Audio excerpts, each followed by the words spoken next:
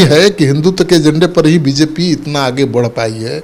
आज देश की सबसे बड़ी पार्टी है और हिंदुत्व ही उसका अगला एजेंडा भी होगा। आपको भी पता है, वो चुनौती है आपके पास।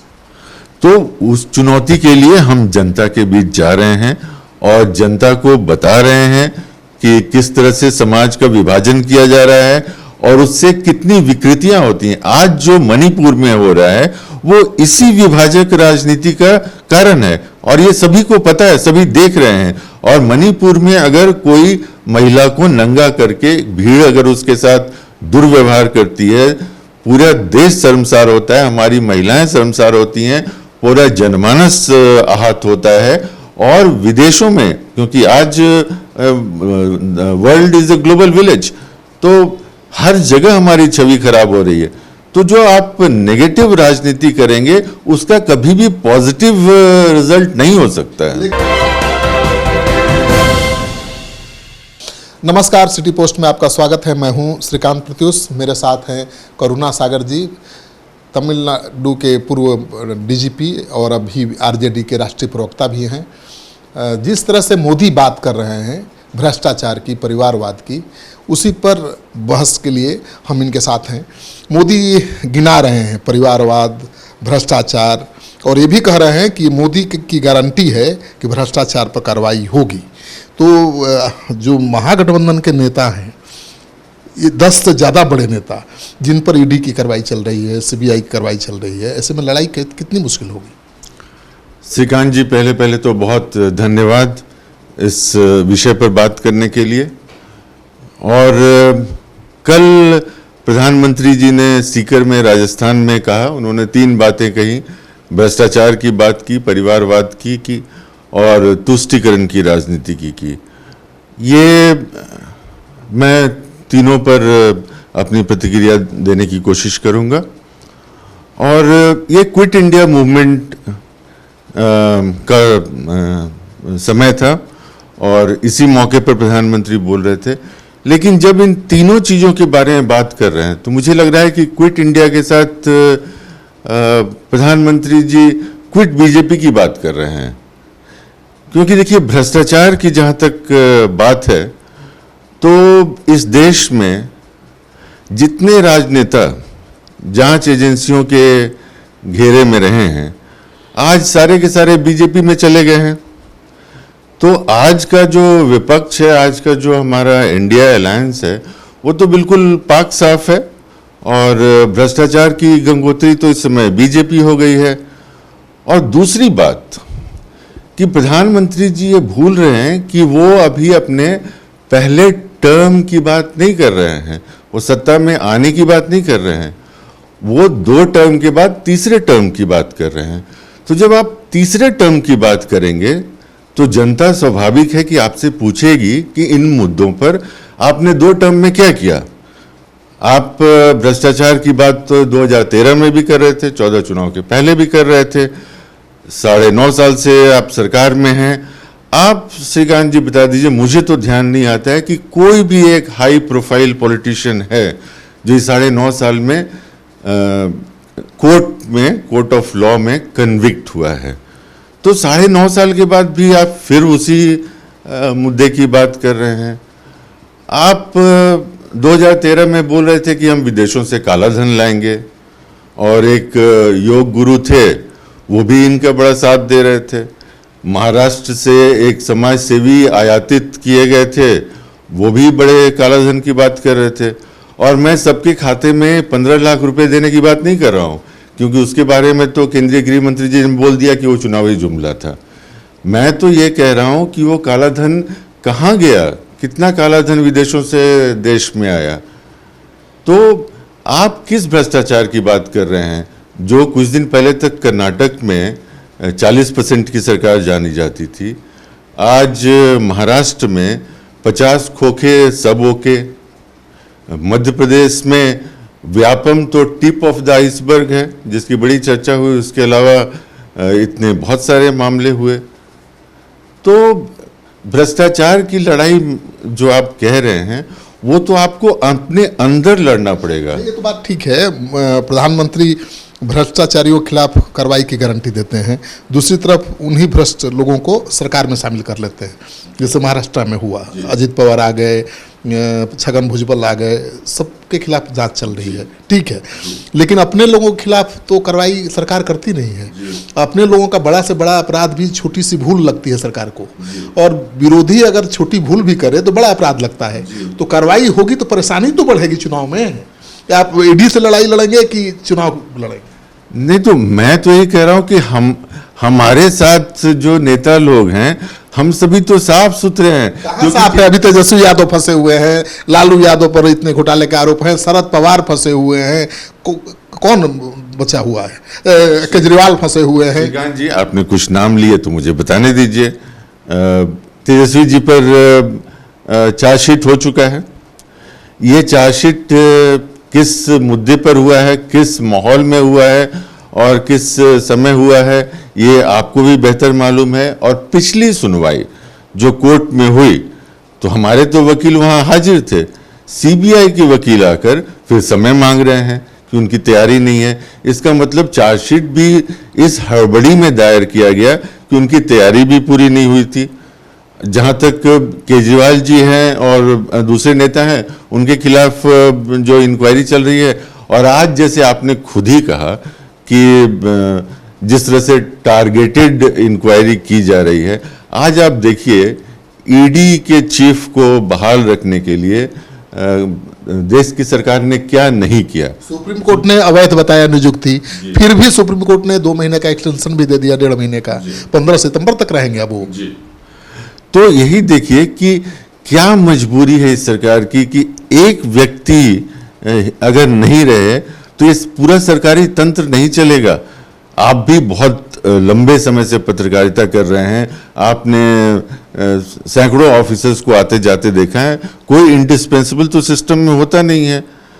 तो मैं बहरहाल फिर उसी मुद्दे पर आता हूं कि जब आप भ्रष्टाचार की लड़ाई की बात करते हैं तो सबसे पहले तो प्रधानमंत्री को अपने पार्टी को साफ करना पड़ेगा, अपने पार्टी के लोगों से ही लड़ना पड़ेगा। ये एक बात हो गई। दूसरी बात उन्होंने की परिवारवाद की। अब ये देखिए कि परिवारवाद अगर मैं गिनाना शुरू करूं, बीजेपी का परिवारवाद, तो एक बड़ी लंबी फेहरिस्त मिलेगी केंद्र में, राज्यों में।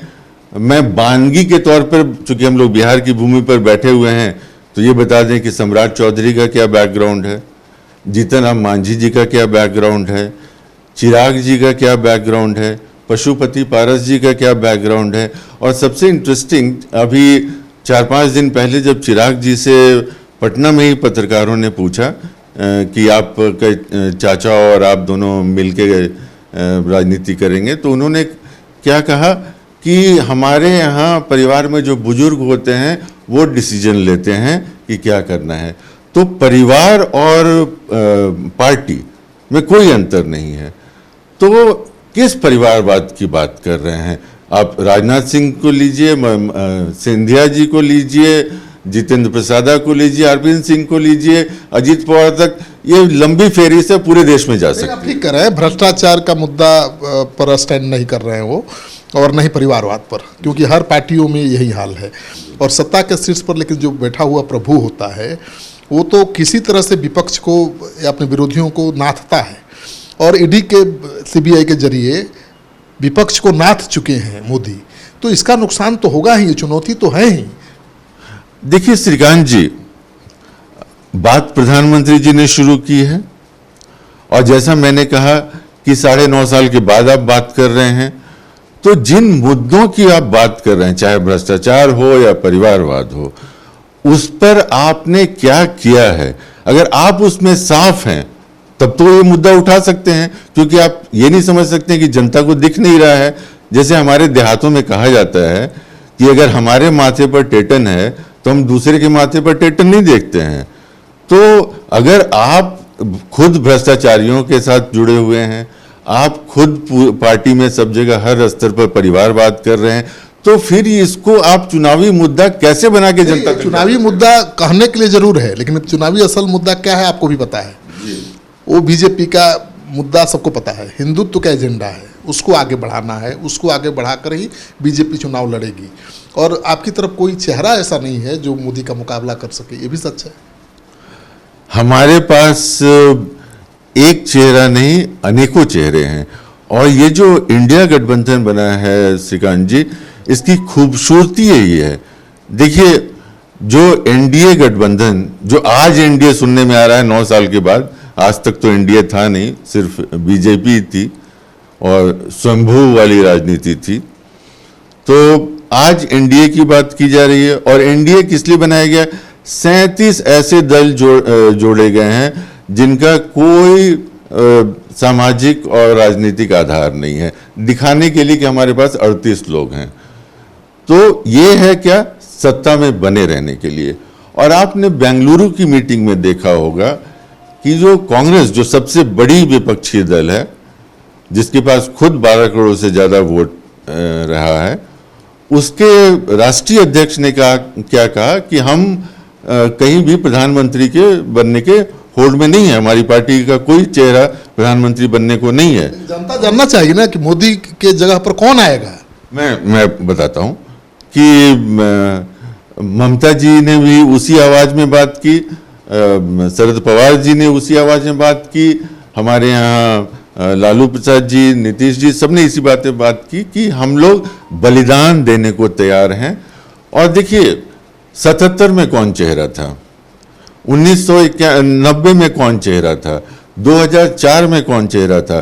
तो ऐसा नहीं है कि 77 की परिस्थिति अलग थी, उस समय इमरजेंसी को लेकर जनता में आक्रोश था। आज किस बात को लेकर मोदी सरकार के खिलाफ इतना आक्रोश है कि सत्ता पलट देगी जनता? आज अघोषित इमरजेंसी को लेकर जनता में आक्रोश है और जनता का आक्रोश हर जगह पे दिख रहा है।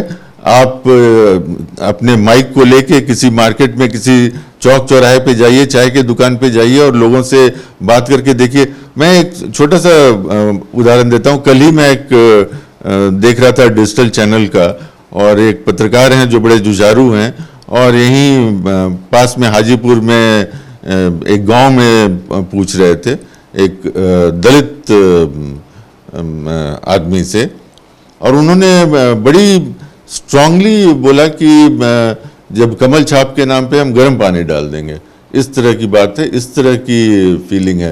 तो इमरजेंसी में तो कम से कम एक क्लैरिटी था, रोल क्लैरिटी था, लोगों को मालूम था हम क्या कर सकते हैं, क्या नहीं कर सकते हैं।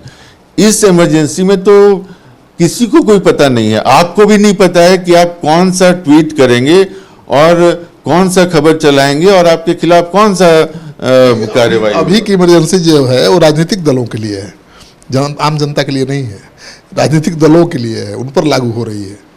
देखिए, जब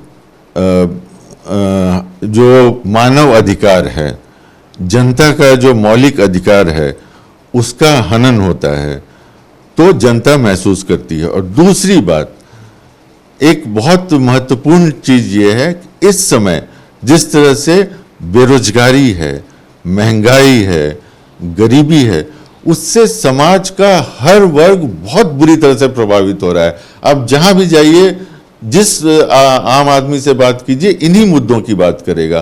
तो इन सारे मुद्दों को लेके, क्योंकि जनता ने उम्मीद के साथ आपको 2 टर्म दिया, और 2 टर्म के बाद तो समय आ गया है ना कि जनता अपने मूलभूत सवालों पर जवाब चाहेगी। तो ये जवाब नहीं है, और इसीलिए आपने जैसे कहा कि हिंदुत्व की कोशिश करेंगे। तो हिंदुत्व भी एक ऐसी चीज है, देखिए, इस देश का जनमानस धार्मिक सहिष्णुता में विश्वास करता है। हम लोग बहुत एक सभ्य समाज हैं, और विश्व में इस बात का सानी है कि इंडिया में इतनी डाइवर्सिटी के बावजूद हम लोग इतने मजबूती से साथ रहते हैं।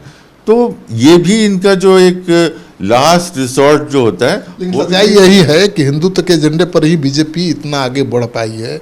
आज देश की सबसे बड़ी पार्टी है, और हिंदुत्व ही उसका अगला एजेंडा भी होगा। आपको भी पता है, वो चुनौती है आपके पास।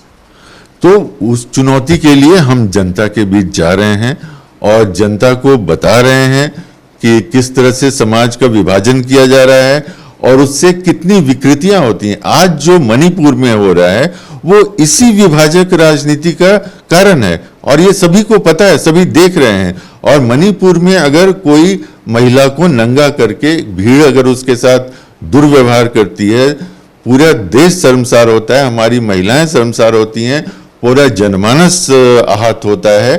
और विदेशों में, क्योंकि आज world is a global village, तो हर जगह हमारी छवि खराब हो रही है। तो जो आप नेगेटिव राजनीति करेंगे उसका कभी भी पॉजिटिव रिजल्ट नहीं हो सकता है। लेकिन जनता पूछेगी जरूर करुणा सागर जी कि मोदी की जगह पर कौन आएगा, कौन बनेगा पीएम? मोदी जी के जगह पर जब 24 में चुनाव होगा तो जो एनडीए गठबंधन है उसके नेता बैठ के जो सर्वमान, सर्वश्रेष्ठ और जो जनता के सबसे लोकप्रिय चेहरे होंगे उनको प्रधानमंत्री बनाएगा। नाम बता दीजिए। देखिए, नाम बताना फेयर नहीं होगा क्योंकि अलायंस एक धर्म होता है और इसमें किसी एक व्यक्ति को बोलेंगे यहाँ 26 दल हैं, तो किसी एक दो नाम लेना तो सही नहीं रहेगा। तो आप सुन रहे थे करुणा सागर जी को। ये बहुत चर्चित पुलिस अधिकारी रहे हैं, अभी आरजेडी के राष्ट्रीय प्रवक्ता हैं। राष्ट्रीय प्रवक्ता के तौर पर इन्होंने राष्ट्रीय स्तर पर राजनीति पर बातचीत की, लेकिन अब बिहार में आए हैं, आरजेडी ज्वाइन किया है, बड़ी भूमिका मिली है, तो चुनाव में ये क्या करने वाले हैं उस बारे में भी बात करेंगे इनसे।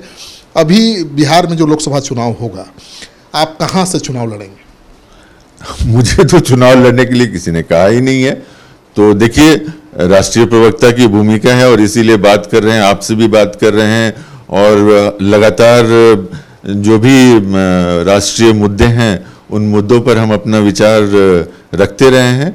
जहां तक भविष्य में ये है कि पार्टी मुझे जिस जिम्मेवारी से सौंपेगी और जिस रूप में देखना चाहेगी, जिस रोल में देखना चाहेगी, हर रोल में हर तरह से हम पार्टी की बात मानकर काम करेंगे। आपने कुछ तय किया होगा ना कि अगर पार्टी कहेगी तो कहाँ से चुनाव लड़ना चाहेंगे? जहानाबाद से लड़ेंगे, पटना पाटलिपुत्रा से लड़ेंगे या नवादा, कहाँ से लड़ेंगे? देखिए, जिस बात की चर्चा नहीं, ये स्पेकुलेटिव क्वेश्चन है, इसकी कोई चर्चा हुई नहीं है, मुझसे ना कुछ इसके बारे में किसी ने पूछा है और न इस तरह की बातचीत हुई है। तो जब कभी बातचीत होगी तो फिर मेरी क्या इच्छा है, मेरी क्या राय है या हम कहाँ से होते हैं, वो तब आती है। लेकिन फिलहाल इस प्रश्न का कोई उत्तर मेरे पास। राजनीति में आए हैं तो चुनाव तो लड़ना मकसद है ही ना। हम राजनीति में आए हैं और हमने कहा कि मैं जनता के साथ जुड़कर राजनीति करना चाहता हूं। इसलिए आपने देखा कि मैं राष्ट्रीय प्रवक्ता भी हूं, लेकिन मैं ज़्यादा समय पटना में रहता हूं और बिहार के अन्य क्षेत्रों में जाता रहता हूं। तो मैं जनता से मिलकर जनता की समस्याओं को सुलझाना चाहता हूं, लोगों के बीच में रहना चाहता हूं और वही मेरा मकसद है।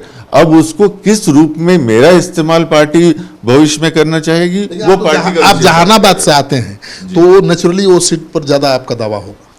मैंने कहा ना कि ये विशेषाधिकार हमारे पार्टी के नेतृत्व का है और उनको ही फैसला नहीं दे दीजिए। तो अभी ये पता नहीं खोल रहे हैं, लेकिन 3 ऐसी सीटें हैं जहां से चुनाव लड़ सकते हैं। जैसा कि मैंने बताया, जहानाबाद से आते हैं, जहानाबाद की सीट भूमिहार समाज की सीट रही है हमेशा से परंपरागत रूप से, लेकिन अभी वो जेडीयू के खाते में है, तो वहाँ से भी इनको पार्टी खड़ा करके चुनाव जीतने की कोशिश कर सकती है। नवादा सीट भी आरजेडी के लिए अनुकूल है और पाटलिपुत्रा के सीट से तो कोई भूमिहार खड़ा होगा तभी आरजेडी को जीत हासिल हो सकती है, सबको पता है। हालांकि अभी ये पता नहीं खुल रहा है कि किस सीट से चुनाव लड़ेंगे। आगे जब ये बताएंगे तो हम आप तक खबर पहुंचाएंगे। आपको ये खबर अच्छी लगे तो इस वीडियो को खूब शेयर करिए। अगर आपने अब तक हमारा चैनल सब्सक्राइब नहीं किया है तो ज़रूर कर लीजिए। आपका सहयोग समर्थन सिटी पोस्ट के लिए बहुत मायने रखता है।